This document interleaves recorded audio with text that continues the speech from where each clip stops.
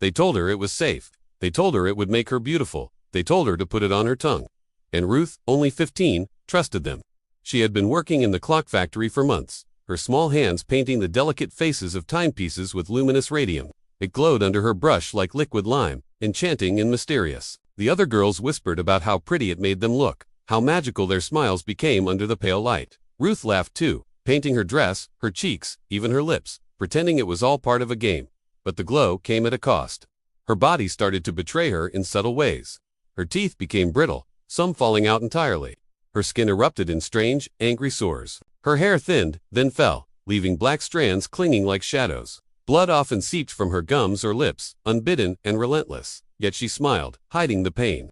She couldn't stop, for the factory's managers were strict, their eyes always watching, their voices dripping with greed and manipulation. They didn't care about her life. They only cared about the radiance she brought to their clocks. One evening, after the long hours, Ruth returned home exhausted, her limbs aching, her body whispering its revolt. She collapsed onto her bed, barely noticing the autumn breeze leaking through the cracked window.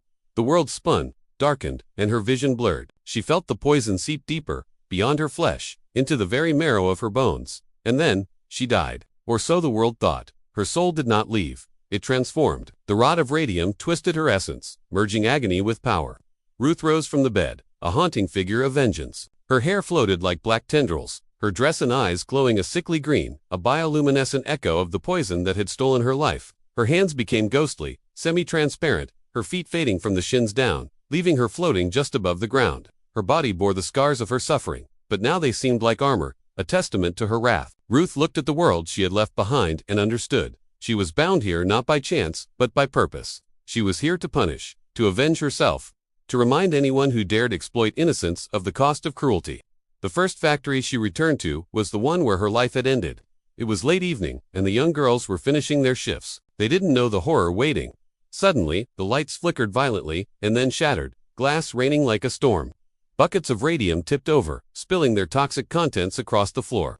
The room shook violently, shelves crashing, windows splintering under an unseen force. A child's laughter echoed a sound both joyful and terrifying, yet no child stood laughing. Ruth had arrived. The manager, a man with a greedy sneer, ran in, confused, shouting at the chaos. "What is happening? You girls, what have you done?"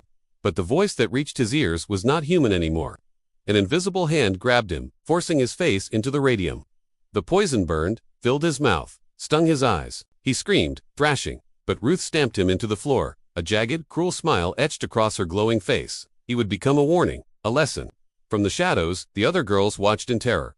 Ruth did not harm them yet. They were witnesses to what happens when innocence is destroyed, when greed and negligence meet a fate it cannot comprehend. She haunted every place of suffering next. Hospitals where girls like her were sent to die quietly. Ballrooms where her youthful self had once danced in glowing joy. Factories where children still painted with the same deadly luminescence. Each location trembled under her presence. Machinery ground to a halt. Lights flickered, shattered.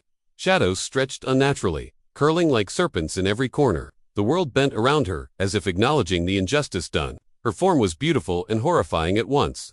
Her glow illuminated the room, green and eerie, a reminder that her life had been stolen for profit and amusement. Her eyes, glowing like two shards of malice, scanned her surroundings for the greedy and cruel. Her laughter echoed softly, a sound that would chill the spine of anyone who had wronged her.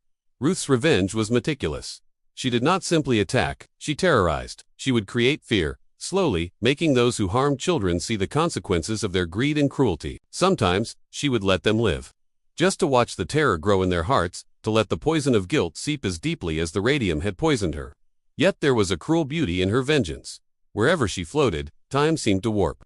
Shadows twisted unnaturally, and the faint glow of green light pulsed like a heartbeat. It was as though the radium that had destroyed her body now empowered her, turning her suffering into a supernatural weapon. Her story spread among factory workers and hospital staff alike. Whispered warnings were passed along in hushed tones. Beware the girl who glows green. She was beautiful once, but her wrath is eternal. Respect the young, or you will know her vengeance. Ruth became a legend, a dark spirit of historical horror. She existed between worlds, her form neither fully alive nor dead, bound by the injustice of the Radium Girls' fate. And she waited, ever patient, for the next time someone would exploit innocence. For the next moment when cruelty would meet her luminescent wrath. No one truly knew where she might appear next, sometimes a deserted hospital, sometimes an abandoned factory, but all who did encounter her agreed on one thing. Ruth was relentless. Her glow was no longer elegant. It was terrifying, unstoppable, and a luminous reminder of the cost of greed and exploitation. And at least, she whispered into the ears of the guilty, I glow.